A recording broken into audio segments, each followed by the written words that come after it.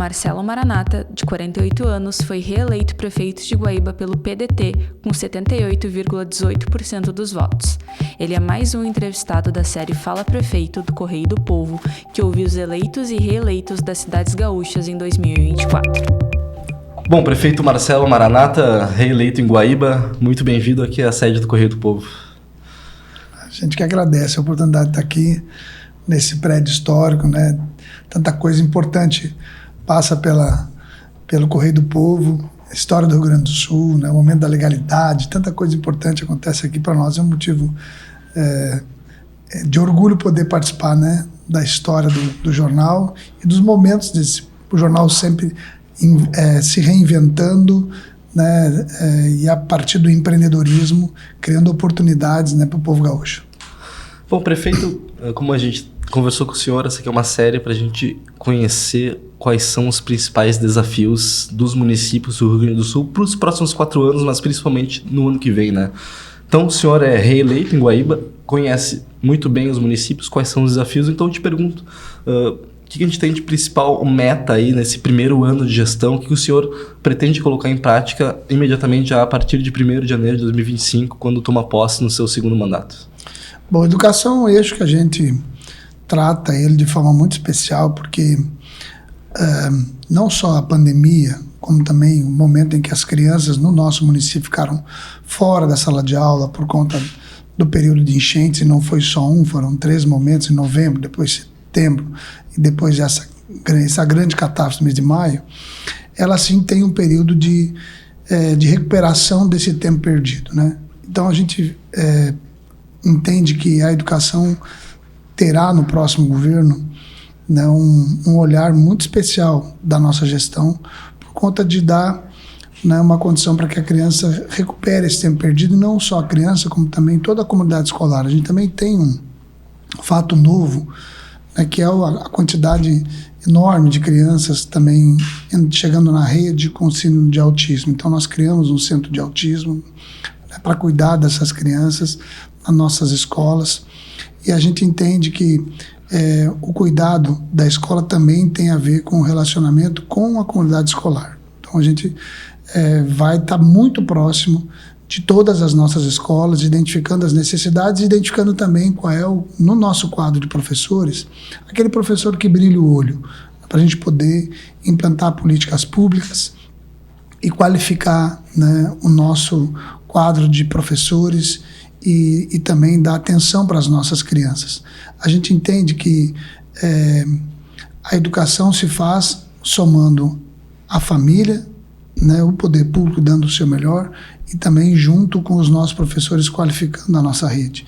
E quem ganha com isso é a nossa comunidade como inteiro. Então é muito importante essa conexão nossa, está muito no dia a dia da escola. Então, 1º de janeiro, né, a gente já começa a fazer reunião já com os professores, com a nossa comunidade, para poder identificar as nossas maiores fragilidades e ir atacando elas uma por uma. A gente tem uma quantidade muito grande de crianças, não só em Guaíba, mas na região metropolitana, que ainda não sabem ler e escrever.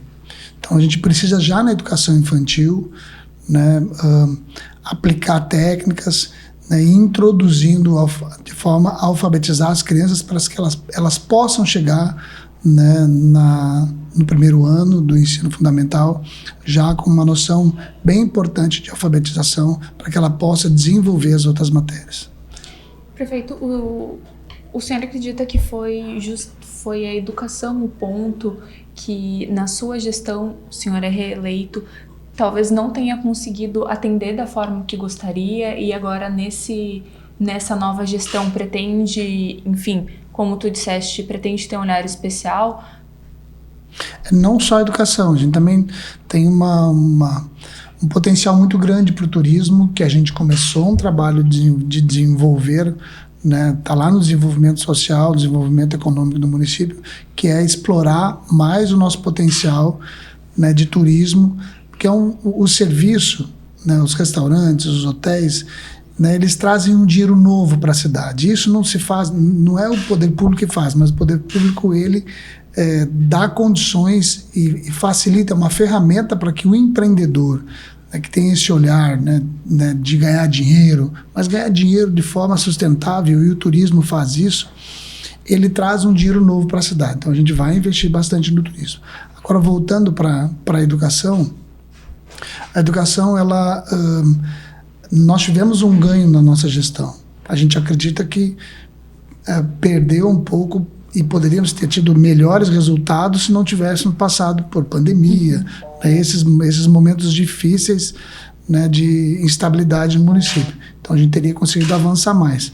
Mas não tenho dúvida de que é pela educação que a gente vai conseguir fazer a grande transformação. Inclusive, a gente traz isso para uma gestão da Grampal, que a gente poder ter na região metropolitana também uma educação iniciada pela educação infantil unificada. E olhando geograficamente a região metropolitana, é como se nós fôssemos um bairro, né, um dos outros. Por vezes, um trabalhador de Guaíba, ele muda para trabalhar para Canoas, ou ele vai para Esteio, e essa criança que tem que acompanhar o pai, ela chega num colégio, e aí é todo um material didático diferente, ela já tem que se adaptar com uma cidade nova, coleguinhas novos, dificuldade de relacionamento, enxergar uma professora nova, e ela também tem que se deparar com todo o material pedagógico, tudo diferente, e começar de novo. Então, a gente entende, né, isso a gente já debateu com o secretário de Educação da região metropolitana, que a gente pode avançar em ter, né, um nível de educação e de material pedagógico que seja adotado pela região metropolitana, que essa criança, ao trocar de cidade, ao trocar de escola, ela tenha o mesmo acompanhamento e não venha a perder em ensino. Sim, a gente poder escolher aquilo que tem de melhor e a gente esgotar todo o nosso a nossa busca por encontrar o que tem de melhor no Brasil, em outros estados, de outros municípios, e aí sim aplicando por módulos, né, aos poucos na educação e monitorando para que a gente tenha o melhor resultado, e quem vai ganhar com isso são as crianças. Prefeito, Guaíba foi um dos municípios atingidos pela enchente, né? E gostaria de saber o que fica ainda para futuro, né? Não só para o próximo ano, no sentido de reconstrução da cidade, mas para o futuro, quais são os desafios do município de Guaíba relacionados à questão das cheias, que nós estamos vivendo um mundo com perspectiva de cada vez mais eventos climáticos adversos acontecer de forma mais frequentemente. Na nossa estrutura, no novo organograma da prefeitura, a gente vai investir em ter uma estrutura robusta para a defesa civil, né? Com treinamentos, com equipamentos, com todo um aparato pronto, preparado para esses enfrentamentos. Não significa que a gente não deu uma resposta, né, em tempo hábil e nas condições que nós tínhamos, mas a gente pode estar melhor preparado, né, para que essas condições que a gente já passou e que também nos deram conhecimento, para em qualquer episódio a gente poder dar uma resposta ainda melhor que a gente deu. Agora, não basta só Guaíba, Canoas, Eldorado, as cidades fazerem o seu tema de casa individual. É um problema que a gente tem que fazer um enfrentamento coletivo.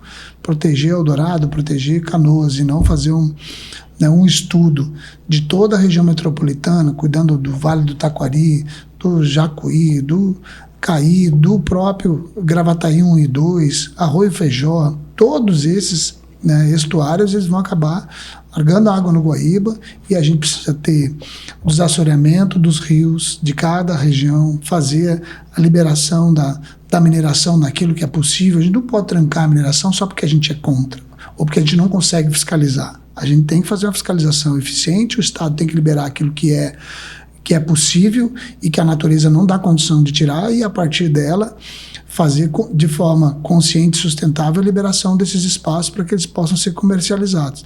E a mesma coisa de obstrução de canal. Agora, nós estamos essa semana fazendo uma limpeza no canal da empresa que utiliza ali a hidrovia, e eles estão tendo que parar o maquinário de hora em hora, tirando pneu, tirando geladeira. São coisas que a natureza não vai dar conta de tirar. Ou a gente tem condições de ir lá retirar, né, para que a gente possa desobstruir o canal, ou ele cada vez mais vai estar assoreando. Então, essa é uma ação de Estado, né, a proteção da região metropolitana, de todos os canais, é uma ação de Estado. Precisa haver uma governança estabelecida. Isso não está na mão de prefeito, também não está na mão de governador. Eu imagino que talvez até no futuro tenha que se pensar numa concessão algum tipo de remuneração dos municípios ou do Estado ou da União para que ela possa se sustentar. Tem bombas, tem diques, tem que ter verificação deles, tem todo um processo de continuar fazendo, né, a manutenção desses diques. E isso não é uma coisa de um prefeito ou até o governador que está trocando, é uma governança contínua. O senhor citou a questão da mineração, né, prefeito? Ainda há expectativa para sair essa mina em Guaíba? Como é que está essa situação? Não, quando eu falo da mineração, é mineração de areia. De areia, não de minério de ferro. Areia que está no rio. Você tem hoje já autorizadas as minerações de areia. Dragagem, assim? E a dragagem é para tirar a limpeza, né? A dragagem é limpar o canal. Essa mineração é mineração comercial. É aquele... Você faz minerações dentro do rio, e são locais autorizados pelo governo federal e que houve uma ação civil pública do Ministério Público contra a FEPAM, exigindo que a FEPAM fizesse o zoneamento. Quais são os locais hoje, tecnicamente, que a FEPAM pode liberar para fazer a liberação dessa mineração. E a FEPAM não fez isso ainda não está pronto isso. Então, precisa ser entregue. Esses proprietários dessas minas já foram autorizados pelo governo federal para poder atuar, e aí interromperam para discutir dentro do processo, né, essa ação civil pública. Então, a gente aguarda o zoneamento, para dizer, agora esse aqui é o local apropriado para fazer a dragagem. Prefeito, mais de 38 mil pessoas foram afetadas em Guaíba, isso com as enchentes. O que foi feito até agora para evitar novos episódios? Ok. Nós começamos a parte dos assoreamentos dos canais. Então, a gente começou do Arroio Passo Fundo, que é um arroio na zona sul do município. A gente criou um projeto que faz divisa com o bairro mais atingido, que foi o Coab Santa Rita, que é em inversão da posição da água. Essa água vinha em direção às lavouras, agora ela vai direto para dentro do Guaíba, com acesso também pela uma avenida principal nossa, que é a Recife. Fizemos ao longo de toda a Ney Brito uma barreira de contenção. A gente elevou o nível 80 centímetros acima da onde a água tinha passado, então a gente pegou aquele nível da água e projetamos 80 centímetros acima e montamos uma barreira de contenção de quase 2 quilômetros. E agora a gente vai fazer acostamento naquela área. Temos mais a limpeza do canal do IP e a limpeza do canal da Celupa. Todos esses funcionando, a gente quer ver se até o final do ano a gente deixa eles todos prontos. São obras bem grandes e bem importantes, mas que num episódio exatamente igual, não nos garante que nós não vamos ter a mesma... O que a gente vai ter é sim uma condição de que rapidamente o bairro vai escoar essa água, mas que vai entrar água de novo nas casas, se por acaso acontecer de novo, porque o volume, nós estamos falando de 1.090 milímetros de água que choveu em 4 dias. Então é muita água e ele rompe lá atrás de Eldorado do Sul, no alto, num braço do Jacuí, anda 20 quilômetros por dentro das lavouras, encontra uma primeira resistência na 290, rompe a 290, depois rompe em Guaíba e alaga pela Estrada do Conde, vem por trás da cidade, eles não pegam pelas costas, diferente do que a gente esperava, que a água ia vir pelo Guaíba, a água veio pelas nossas costas, né? Então, é um episódio de novo nesse volume de água, por isso precisa haver um estudo de toda a região metropolitana e de todos esses canais que desaguam no Guaíba. Para isso ser feito uma obra em maior escala. Maior escala. De proteção em maior escala. Prefeito, o senhor é presidente atual, né, da Grampal, que é o consórcio da Associação dos Municípios da Região Metropolitana de Porto Alegre. E em diversos momentos dessa entrevista, inclusive, já falou que diversas soluções têm que ser tomadas de forma conjunta, né? Eu lembro que eu entrevistava o então presidente da Grampal há uns 2 anos, o Leonardo Pascoal, que é hoje prefeito de Esteio e provável próximo secretário de Educação de Porto Alegre.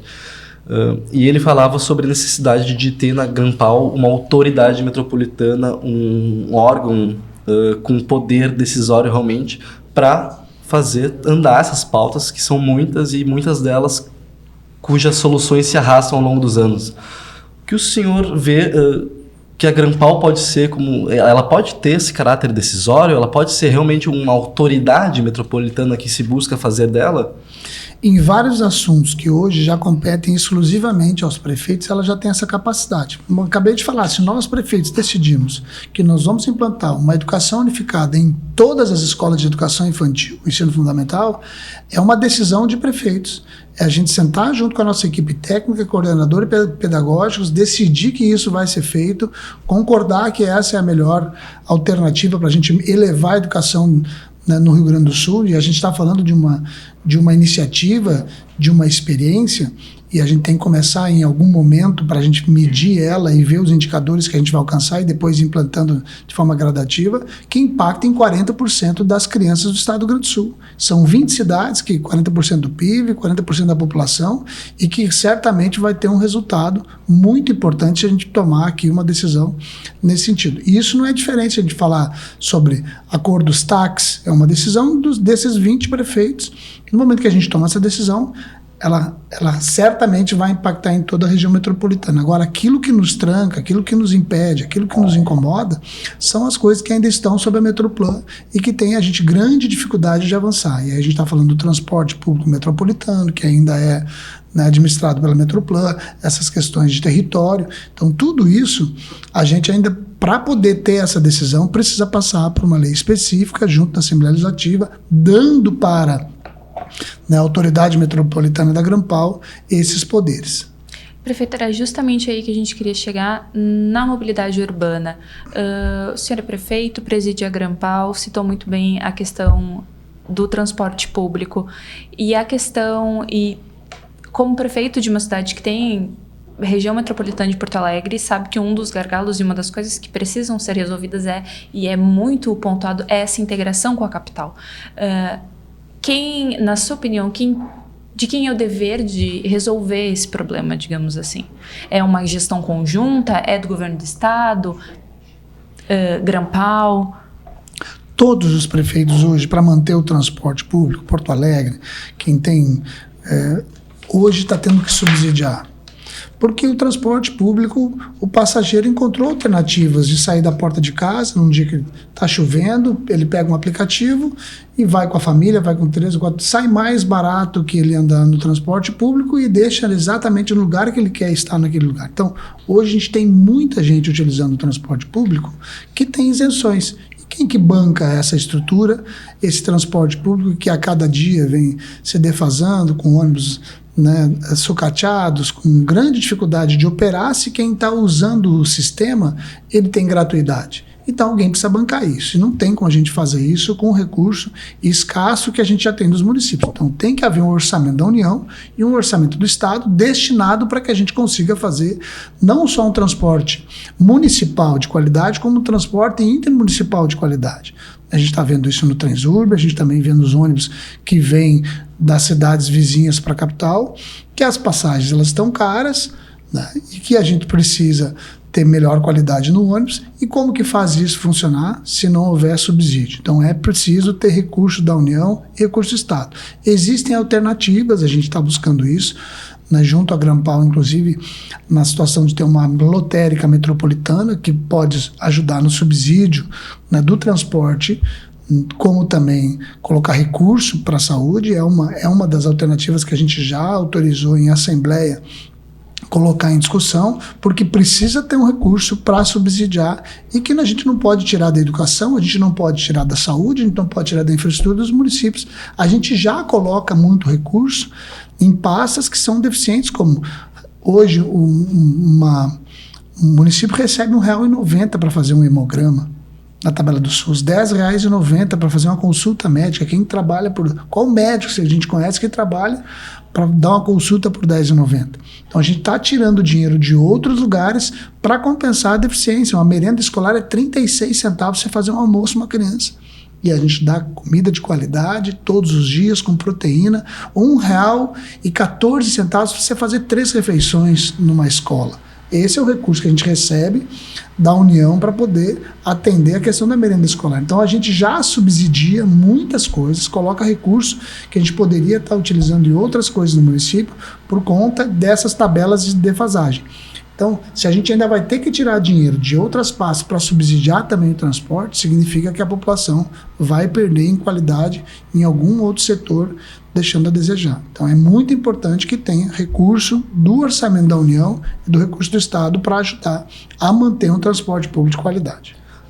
Prefeito, a Grampal se reuniu recentemente, né, e o senhor mesmo conversou comigo e disse que muitos prefeitos da região metropolitana vão ter dificuldade de fechar as contas do ano, nesse final de ano, que inclusive ano de encerramento de mandato, né, que tem várias regras que são exigidas dos prefeitos. Queria que o senhor trouxesse o relato que os prefeitos fizeram ao senhor nessa reunião e quais exatamente são as prefeituras que vão ter mais dificuldade com esse fechamento de contas agora nesse ano atípico de enchentes no Rio Grande do Sul. Bom, nenhum prefeito disse que está tranquilo, né? Então a preocupação de todos os prefeitos, ela é geral, porque a gente está falando de queda de arrecadação de ISS, que é o Imposto de Serviço da Prefeitura, de ITBI, dos impostos do IPVA, do ICMS, do próprio IPTU, que a grande maioria dos prefeitos deu isenção de IPTU nessas áreas atingidas. Nada mais justo que a pessoa que perdeu tudo ainda vai ter que pagar o imposto da sua casa, que perdeu, muitas delas inclusive perderam valor comercial, né, por causa da área. Então você tem uma redução na arrecadação e houve uma promessa tanto da União quanto do Estado em repor essas perdas. Essas perdas, elas estavam projetadas dentro do orçamento da Prefeitura. Então, tudo que a gente projetou ao longo do ano de execução estava dentro desse orçamento que agora está fazendo falta. Então, os prefeitos vão fazer o seu esforço e essa energia para fechar as contas. Agora, em algum lugar vai faltar recurso para que o prefeito possa fechar. O certo é que aquilo que foi prometido de passar recursos para repor as perdas seja feito ainda antes do final do ano, para que todos os prefeitos, eleitos ou não, possam fechar suas contas. Prefeito, mas citaria alguma cidade, por exemplo, que as contas, enfim, que a situação estaria mais crítica, que tu teria alguma a pontuar? Quem trouxe maior preocupação? Quem trouxe maior preocupação foi o prefeito de Triunfo, o prefeito Murilo, né? O prefeito Batistella foi um prefeito que falou bem preocupado, né, com a relação. Disse, Marcelo, nós vamos dar um jeito de fechar as contas, mas o Estado e a União precisam fazer uma reposição para a gente poder repor aquilo que foi perdido. Uhum. Prefeito, o PDT manteve a posição de terceiro maior partido em número de prefeituras no Rio Grande do Sul, porém diminuiu o número de prefeitos, né? Diminuiu em 15 o número de prefeitos. O senhor considera que o seu partido foi vitorioso, foi um resultado positivo nessa eleição de 2024 ou deixou a desejar em alguns aspectos? Eu ainda acho que foi positivo, tá? Porque é importante a gente ainda ter uma vitória do partido nesse sentido de manter a terceira colocação no estado do Rio Grande do Sul, com uma quantidade bem relevante de prefeitos, tendo em vista de que a população tem mudado o olhar da política. As pessoas já não votam mais no partido porque é o partido do grande líder, né, porque tem as bandeiras que eu defendo, elas estão votando muito no gestor, e se aquele gestor se identifica com o eleitor. Esse gestor é um gestor que se movimenta, que não fica no gabinete. As pessoas estão votando naquele gestor que representa ela, isso independente do partido. Em eleições municipais. Eleições municipais. Uhum. Independente do partido. Isso se demonstrou muito nessa eleição agora. Então foi surpreendente ainda o PDT se manter nessa liderança, muito pela sua história também, pelo legado de Brizola, dos grandes líderes que tiveram, mas tem aqui uma sinalização do eleitor que busca novas lideranças, um perfil de um gestor muito presente na comunidade, e o PDT conseguiu, na sua grande maioria dos prefeitos, além de ter um partido com história, manter essa postura de prefeitos que buscam, né, estar perto da comunidade. Prefeito, a sua vice, ela é do PL. Ela chegou a concorrer como vice na chapa de Onyx Lorenzoni em 2022. O PDT é um partido conhecido historicamente como ser um partido de centro-esquerda, agora que ele vem fazendo um movimento para ser um partido mais para o centro, mas ela foi a sua vice ainda em 2020, se eu não me engano, e que continuou.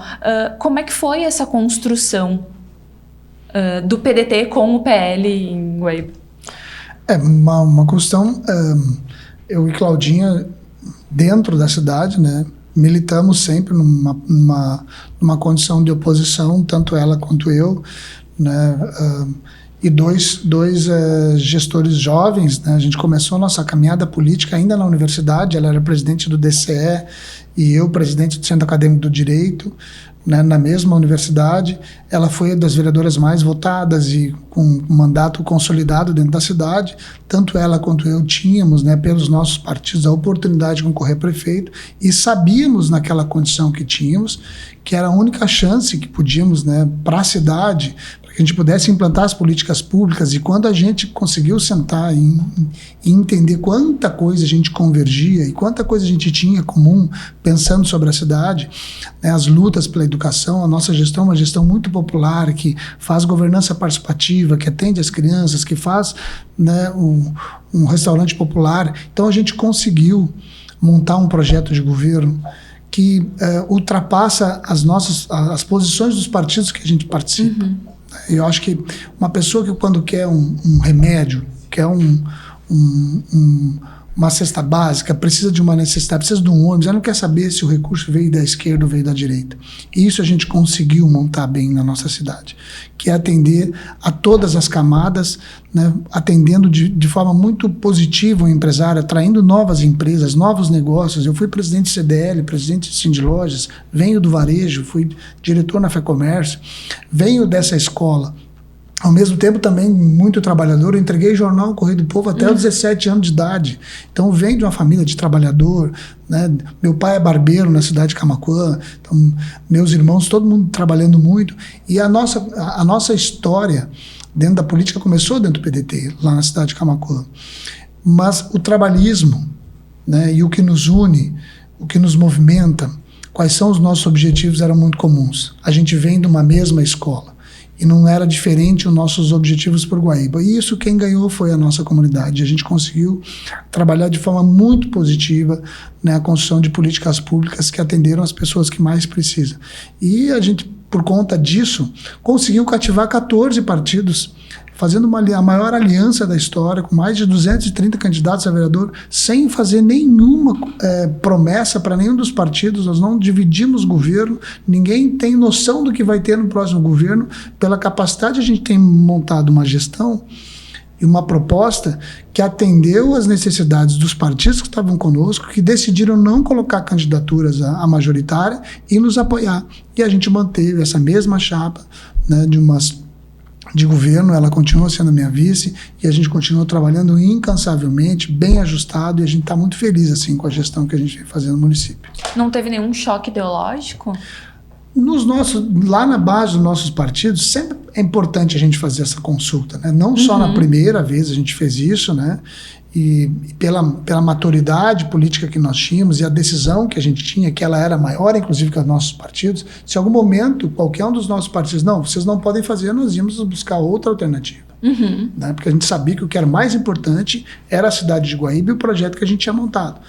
Então, isso a gente levou para os nossos partidos e, inclusive, em algum caso, foram uma das poucas cidades, né, a nível nacional que puderam fazer essas coligações, porque aí agora nesse segundo momento está muito claro, né, as posições que o partido tomou de forma nacional, ou até aqui no estado mesmo, e a gente teve a garantia, né, dos nossos líderes, né, tanto nacional quanto estadual, de que isso que estava em Guaíba e que está funcionando bem não ia ser de forma nenhuma modificada. O PDT segue um partido de centro-esquerda? Segue, esse é o caminho que o PDT hoje tem, acho que com um caminho muito de muitas lideranças. Eu tenho visto manifestação do presidente Romildo, né, indo para um partido bem de centro, né, com bastante empresários, como eu também, pessoas indo mais para o centro-direita, mas hoje a posição do partido é essa, né, um partido centro-esquerda tentando chegar bem ao centro. O senhor se considera uma pessoa de centro-esquerda? Centro, eu sou bem centro, Bem né? centro. Bem centro. Bem centro. E trabalho muito, assim, eu tenho muito diálogo com o atual governo, tive com o governo anterior, bem essa minha posição. A pessoa que precisa não quer saber se o dinheiro vem da esquerda ou vem da direita. Eu acho que a gente precisa ter um bom gestor que consiga identificar a necessidade das pessoas, que é próximo da comunidade, o lugar que o prefeito, que o governador, que o gestor na cidade menos tem que estar no gabinete dele. O senhor comentou sobre essa característica dos prefeitos serem eleitos pela sua característica gestora, né? Pela sua pessoa e não tanto pelo partido. Porém, o PDT não tem conseguido performar nas eleições de milhões de eleitores, né? Porto Alegre, governo do estado, até para a presidência da República. Qual é o diagnóstico que o senhor faz do partido não ter conseguido se destacar tanto nessa disputa, sendo que, historicamente, sempre teve candidatos competitivos? Nós vamos ter uma reunião do partido agora no mês de dezembro. O presidente Romildo já nos convidou, já nos convocou para estar presente nessa reunião e a gente poder debater e fazer justamente esse fórum de discussão interna do partido. Onde a gente precisa melhorar? Como é que o partido precisa conversar mais? Tem que estar mais próximo da comunidade, né, dos núcleos, se identificar com esse eleitor e falar o que o eleitor precisa. A gente precisa ter, e isso só a gente vai conseguir se a gente estiver próximo da comunidade e identificar as nossas falhas, onde a gente está errando, quais são as lacunas que a gente está deixando e aonde a gente precisa ser mais efetivo. Então essa é uma discussão que o partido ainda precisa fazer, né? O PDT no Rio Grande do Sul ele é a terceira força, mas perdeu muita força no Ceará, né? Acho que a gente perdeu muita força no Rio de Janeiro. Nacionalmente encolheu pela metade o número de prefeituras. Então, né? Precisa fazer um diagnóstico de onde o partido está errando, né? Quais são as estratégias que precisa fazer, quais são os movimentos. E aí, bem isso, o eleitor ele não vai votar mais em você porque você é da sigla tal, que você tem a liderança tal, que é um partido tradicional. Não. Eu me identifico com o gestor. Esse gestor é um gestor que faz, né, o que eu faria se estivesse no lugar dele. Então, a gente precisa estar próximo da comunidade para poder entender esses movimentos. Prefeito, já encaminhando para o fim, mas uma pergunta que eu tenho feito e, enfim, tu comentou que a chapa juntou 14 partidos, né? Deve ter reforma administrativa? Sim, falei há pouquinho sobre defesa civil, importante estar na pauta de todo mundo, né?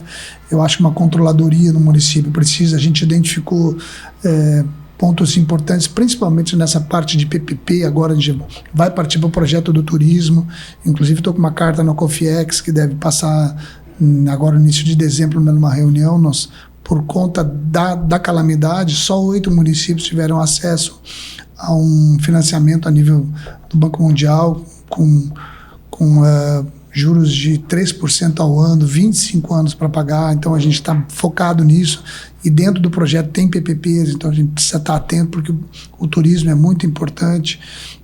A gente precisa pensar no novo plano diretor da cidade, então tem reforma sim, mas não é reforma que a gente vai ter aumento de despesa, a gente vai ter mais performance, melhorar a performance da prefeitura e fazer ajustes que a gente gostaria de ter feito no passado. E com uma tranquilidade boa, de não ter sentado com nenhum partido antes, nem com o partido da própria vice, que é o PL, diz, olha, esses espaços são de partido A ou partido B, a gente vai poder montar isso, né, com o olhar da melhor gestão que a gente puder dar para a comunidade.